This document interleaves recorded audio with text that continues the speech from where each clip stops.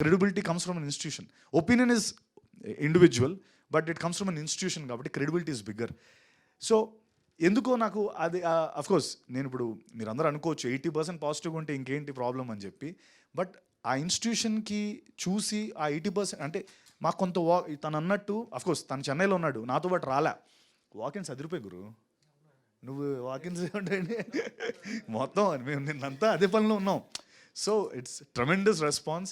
And ఇంకా నేను అంటే నేను నిజంగా ఇందాక అన్నట్టు I one the crowd, I want my freedom. 10 ఏళ్ళుగా కింద మీద పడుతున్నాను. ముందు అంటే లాస్ట్ ఎప్పుడో నాకు ఆ బ్లఫ్ మాస్టర్ డేసే గుర్తొస్తాయి. ఎందుకంటే బ్లఫ్ మాస్టర్ ఫ్రమ్ డే 1 ఆడుతుంది అనుకుని కరెక్ట్గా డే రోజు నాకు అది దెబ్బేస్తుంది. ఆ దెబ్బ నుంచి కోలుకోవడానికి 5 ఏళ్ళు పట్టింది. మళ్ళీ ఇప్పుడు వచ్చా.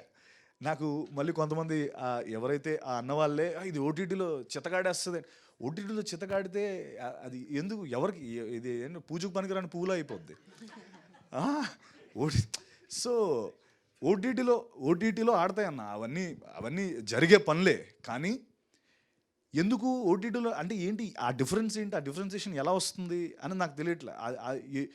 ఇప్పుడు వీడు ఒక బ్యాంక్ ఎంప్లాయీ, వీడు ఒక ఇంటి దొంగ.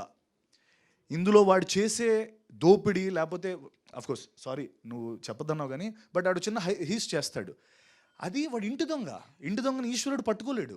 ఇప్పుడు మీ ఇంట్లో పని మనిషి ఉందన్న, మీ డబ్బులు ఎక్కడ పడుతుందో ఆవిడ తెలుస్తుంది. తీసేస్తే ఎవరికి ఎలా తెలుస్తుంది? బయట నుంచి వచ్చేవాడు కష్టం. కానీ అందులో సినిమాలో డైలాగ్ కూడా ఉంటుంది, అరే బడి ఇంత చెప్తున్నావు మనం చేయగలమా అంటే, రే నువ్వు మర్చిపోతున్నావు, మనం బ్యాంకర్స్, వీఆర్ ఇన్సైడర్స్, నువ్వు ఎందుకు అంత కష్టం అనుకో. He knows in and out, ఆడికి ప్రతిదీ తెలుసు. అంత చిన్న లాజిక్ ఎలా మిస్ అయ్యామో అని అనిపించింది. అంటే ఇవన్నీ ఎందుకు అంటే మేబీ ఇంకొకసారి అంటే 80% నచ్చింది కదా, ఈ 20% కూడా ఇంకొకసారి చూడమంటాను సినిమాని. ఎందుకో ఎక్కడో మీరు చిన్న కొంచెం ల్యాప్స్ అవ్వడం లేకపోతే కొద్ది మిస్ అవ్వడం. బికాస్ ప్రతి పాయింట్ ఫస్ట్ హాఫ్ నుంచి సెకండ్ హాఫ్ వరకు పే ఆఫ్స్ ఉంటానే ఉంటాయి.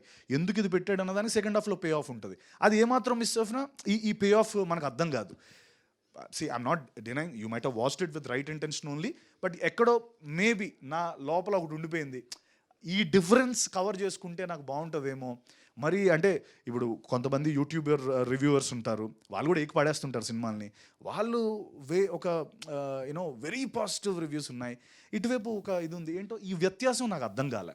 అందుకనే నేను ఇంతలా మాట్లాడుతున్నాను. జనరలీ నేను I usually don't voice out my opinion, but ఈ ఫిల్మ్కి అయితే నాకు అనిపించిందండి. బట్ అగైన్ ఇదంతా ఇంకొక నా కాన్ఫిడెన్స్ మనోడు ఇచ్చిన, ఇందాకన్నా నేను నన్ను రాటు తేల్చాడని, దీనికి అతీతంగా నాకు హౌస్ఫుల్స్ అవుతున్నాయి అన్న, దీనికి అతీతంగా నాకు సినిమా ఆడుతుంది.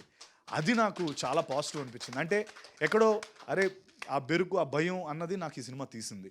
And yes I'm open for discussion. నేను ఇంకా మేబీ ఎందుకు నచ్చలేదని నేను పర్సనల్గా కూడా మీతో మాట్లాడతాను. కానీ బట్ ఎక్కడో ఈ గ్యాప్ని కవర్ చేసుకుంటే నా సినిమా ఇంకా బాగా వెళ్తుంది, అండ్ చాలా బాగా వెళ్తుంది, అండ్ ఇంకా దానికి మించి ఆడుతుంది అన్న విషయం నేను నమ్ముతున్నాను.